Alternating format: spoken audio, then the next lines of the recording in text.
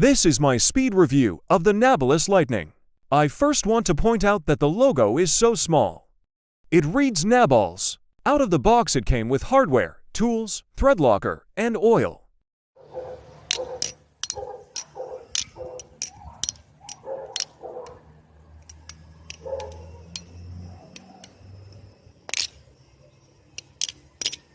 It flips really good and sounds very glassy. The tolerances are solid, almost perfect.